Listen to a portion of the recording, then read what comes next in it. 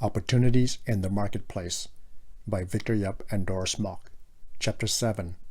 Joseph, Someone to Watch Over Me. Genesis chapter 39. A biographer of Michelangelo told about the famous artist's nagging problem with his work on a statue and his unconventional way of arriving at a solution to the problem. As he was working on a sculpture, the brilliant artist found that his own shadow on the statue was in the way of his usually reliable better judgment. The candles in the room caught the reflection of his body, cast a shade on the statue, and interfered with the objectivity of the sculptor, the lighting of the room, and the integrity of the statue. So he thought long and hard of a way to keep his shadow off the statue. After repositioning himself numerous times, switching to different candles and adjusting his approach, surroundings, and angle in vain, a thought hit him like a ton of bricks. An idea flashed into his head, and a smile came to his lips. Why not try putting the candlelight over the head? But how was he to balance a candle on his head? Then he remembered the miners who balanced their lamps on their head at work in the caves. So he devised a candle holder, placed a candle on it, tied it to his head, and completed his work to his satisfaction. Joseph's father and brothers were not the only stumbling blocks to the youngster's maturity, greatness, and destiny. When he was young, Joseph's ego, personality, and childishness cast the biggest shadow on his future. He talked much of his dreams, but nothing of God. He had sweet dreams, but he had yet to understand God's purpose, experience His power, or practice His presence. The dreamer turned slave experienced God in the most unlikely place, Egypt, and God's presence meant success in all the work of his hand, Genesis 39, 2, 3, and 23, and favor in the eyes of others, Genesis 39, 4, and 21. What kind of triumph awaits those who trust in God's power, presence, and providence? How is God actively helping those who are going through suffering, struggles, and setbacks? First, God helps us to triumph over misery. Genesis 39, 1-5. Now Joseph had been taken down to Egypt. Potiphar, an Egyptian who was one of Pharaoh's officials, the captain of the guard, bought him from the Ishmaelites who had taken him there. The Lord was with Joseph, and he prospered, and he lived in the house of this Egyptian master.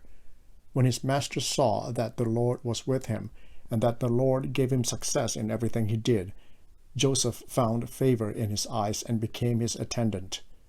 Potiphar put him in charge of his household, and he entrusted to his care everything he owned. From the time he put him in charge of his household and of all that he owned, the Lord blessed the household of the Egyptian because of Joseph. The blessing of the Lord was on everything Potiphar had, both in the house and in the field. Once Lucy, the wannabe psychiatrist from the Peanuts gang, set up a table to offer consultation services to neighborhood kids. Lo and behold, her first patient was Charlie Brown, the eternal pessimist, who came with a heavy heart over a fire that destroyed the house of Snoopy, his dog. Charlie Brown took a seat, barely said anything but stared at the ground. Seeing his silence, Lucy raised her right hand, gestured passionately, and offered advice to the dejected Charlie Brown. There was a real lesson to be learned from seeing Snoopy's house burned down.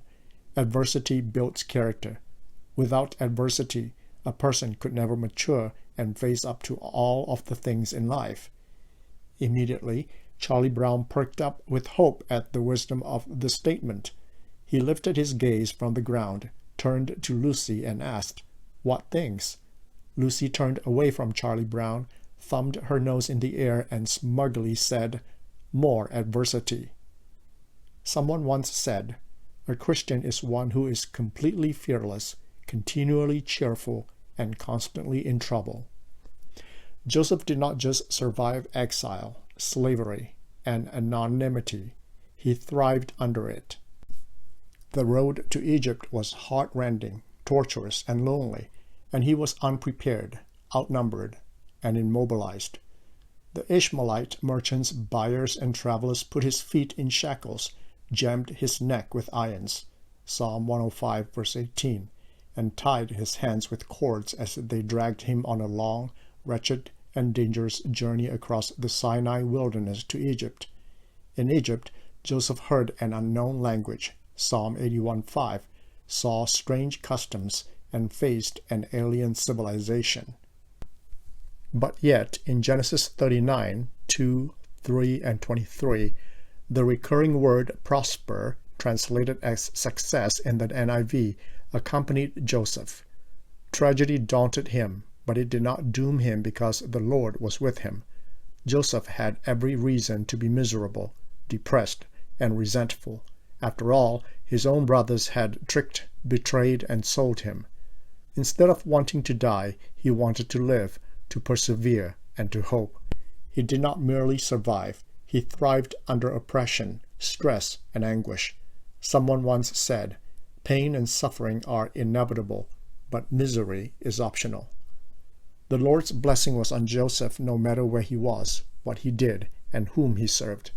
Joseph showed a good attitude at work, made a strong impact on his master, and rose to the top in style. The Hebrew word all or everything occurs an astonishing 9 times in the chapter. All that Joseph did, verse 3, all that was entrusted to him in the house and in the field, verses 4, 5 twice, 6 and 8, all who were in prison, verse 22, all that was done there, verse 22, and all under his care, verse 23. God's presence brought him sanity, gave him strength, and provided him stability. Joseph was a matchless worker, a model slave, a transformed man, and a transparent individual. His master Potiphar could see the Lord behind the person and the work. The slave was not a disgruntled employee, a hapless victim, or a homesick sufferer. After all, it was better to shed tears and face sweat in Egypt than shed blood and face murder in Canaan. Instead of crying foul, thinking pessimistically, and moping around, Joseph became a hard-working, productive, and trustworthy steward. Potiphar had no problem leaving all he had to Joseph's care, his servants, fields, and properties, and he did not have to watch Joseph supervise others, worry about his wealth, or withhold anything from Joseph. Are you humble, hardworking, and helpful to people you work with, work for, and work under? Everyone goes through suffering, but do you know what causes your misery, where to turn to, and how to get help? Do people see the presence, the peace, and the priority of Jesus in your life? Second, God helps us to triumph over mischief. Genesis 39, 6-12. So he left in Joseph's care everything he had. With Joseph in charge, he did not concern himself with anything except the food he ate. Now Joseph was well built and handsome, and after a while his master's wife took notice of Joseph and said, "Come to bed with me." But he refused. "With me in charge," he told her, "my master does not concern himself with anything in the house. Everything he owns he has entrusted to my care. No one is greater in this house than I am. My master has withheld nothing from me except you, because you are his wife. How then could I do such a wicked thing and sin against God?" And though she spoke to Joseph day after day, he refused to go to bed with her or even be with her. One day he went into the house to attend his duties, and none of the household servants was inside. She caught him by his cloak and said, "Come to bed with me." But he left his cloak in her hand and ran out of the house. At the end of the American Civil War, General Lee, the general of the defeated Southern Army, was broke, as were many of his countrymen. Money was scarce, the economy suffered, and transgressions were remembered. It was a bleak time for the general, branded a traitor by many who wished to see him imprisoned and hanged. But many others had a high regard for Lee, defended his honor, and responded with generous offers of financial help and various jobs. Many were intrigued by the greater-than-life story of the general and his version of the war, but Lee never relieved the war nor wrote about his wartime experiences, even when he was old. He had many offers for his memoirs, which an adoring public wished to read, but he turned the offers flat down. When a state lottery offered him $10,000 a year for the use of his name, Lee replied infamously, "Gentlemen, my name is all I have left, and that is not for sale." Someone has said, character is who you are when no one is looking. Joseph's character was tested, undermined, and scorned by Potiphar's wife daily, but he did not waver, compromise, or succumb, not even when nobody knew, noticed, or minded. The verb come or lie is an imperative. Potiphar's wife commended and coerced Joseph, not just called or coaxed Joseph. He had the courage of convictions, the respect for loyalty, and the fear of God in him. The young overseer had a good understanding of good and evil, a strong stand on what's right and wrong, and an unmistakable theology of choice and consequences. He said to Potiphar's wife, "My master has withheld nothing from me except you, because you are his wife. How then could I do such a wicked thing and sin against God?" Verse 9. Joseph fled instantly, instinctively, and impolitely from Potiphar's household. The same verb described Moses' actions as he ran for his life from a snake, Exodus 4:3, and David's flight from Saul, 1 Samuel 19:10. I heard a speaker who warned this way of the allure of evil. When you look at someone, the first look is accidental, the second look is analytical, and the third look is acceptable. Joseph had first-hand insight into the complexity of human relations, the deceitfulness of human nature, and the frailty of the human condition. When push came to shove, he repeatedly rebuffed the efforts of Potiphar's wife, reasserted his stand, removed himself from her presence before trouble began, verse 10, ran from her when trouble happened, and remained outside the house when trouble persisted until the master came home. He was not a toy, a pawn, or a slave in any sense of the word. Young Joseph feared nothing but sin and feared no one but God. No position, promotion, or praise was worth the penalty, payback, and pain of sin. God was in his heart, on his lips, and by his side. He could lose the shirt, but not the shorts and shoes. The shirt was worth the sweat. Joseph was out of the way, out of reach, and out of the league of Potiphar's wife. Not only did Joseph acknowledge sin was an affront against God, he was the only person in the Bible to characterize sin as great wickedness or such a wicked thing in NIV. Do you have God-honoring values, God-fearing ethics and morals? Third, God helps us to triumph over mistreatment. Genesis 39:20-23. Joseph's master took him and put him in prison, the place where the king's prisoners were confined. But while Joseph was there in the prison, the Lord was with him. He showed him kindness and granted him favor in the eyes of the prison warden. So the warden put Joseph in charge of all those held in the prison, and he was made responsible for all that was done there. The warden paid no attention to anything under Joseph's care, because the Lord was with Joseph and gave him success in whatever he did. One of the two songs the congregation we chose for our wedding was "Make Me a Channel of Your Peace," also known as the Prayer of St. Francis. The lyrics are, "Make me a channel of your peace. Where there is hatred, let me bring your love. Where there is injury, your pardon, Lord. And where there is doubt, true faith in you. O Master, grant that I may never seek so much to be consoled as to console, to be understood as to understand, to be loved as to love with all my soul. Make me a channel of your peace. Where there is despair in life, let me bring hope. Where there is darkness, only light. And where there is sadness, ever joy. Make me a channel of your peace. It is in pardoning that we are pardoned, in giving to all men that we receive, and in dying that we're born to eternal life. Paul said, "To this very hour we go hungry and thirsty. We are in rags. We are brutally treated. We are homeless. We work hard with our own hands. When we are cursed, we bless. When we are persecuted, we endure it. When we are slandered, we answer kindly." 1 Corinthians 4:11-13. Joseph was misrepresented, misunderstood, and mistreated, but he did not lose heart, lose sleep, or lose much. His mind, body, and heart were safe, healthy, and sound.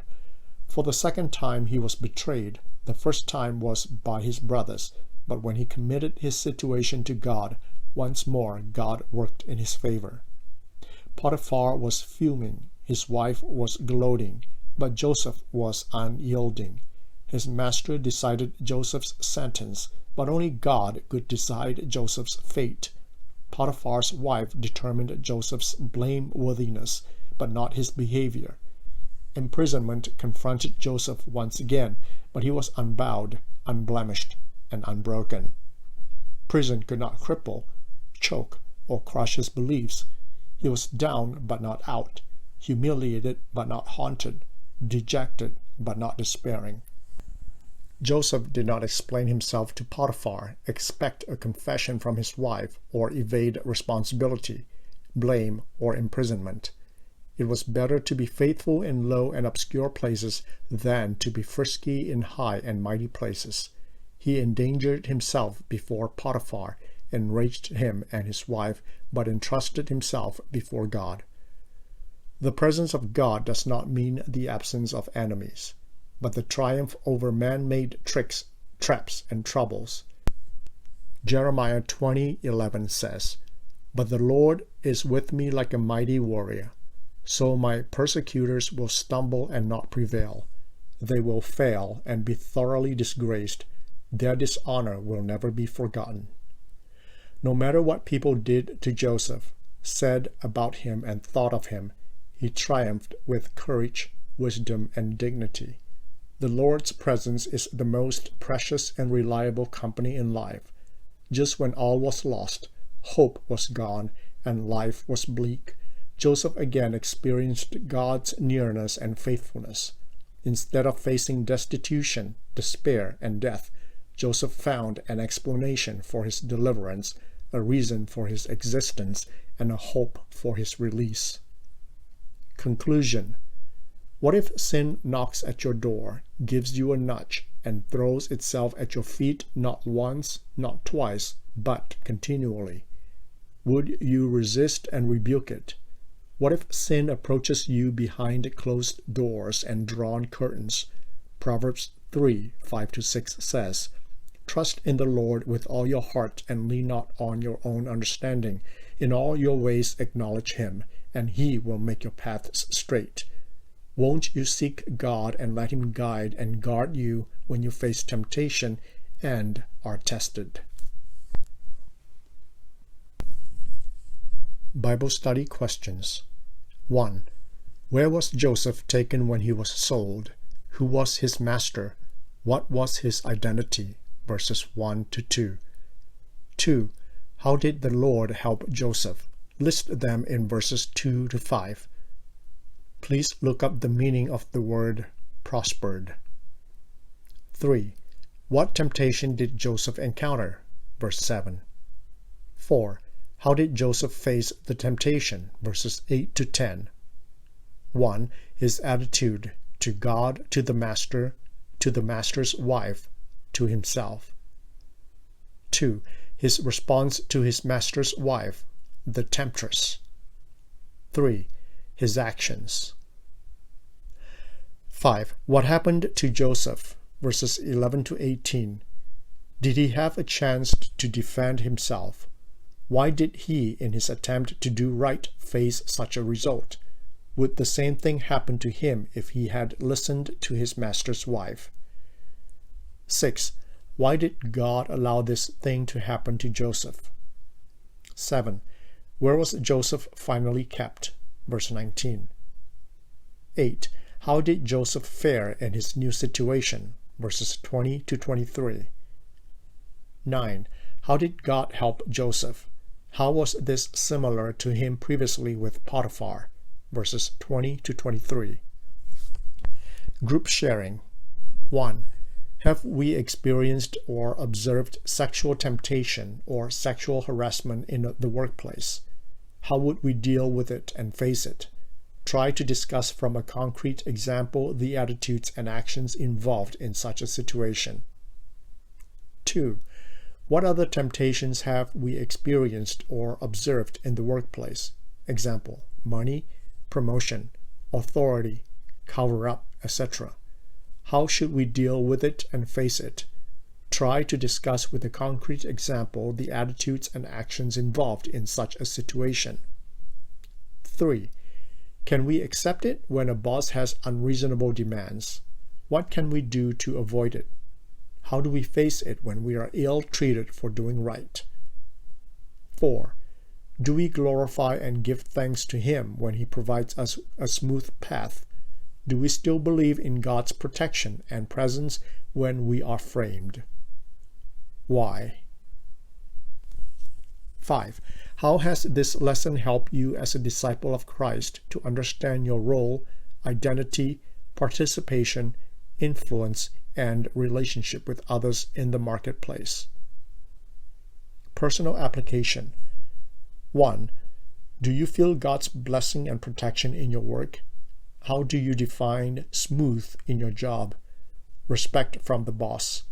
Performance on the job. Work rewards and advancement. The trust of colleagues. Can we walk the path of integrity? Can we bear witness? Others. 2.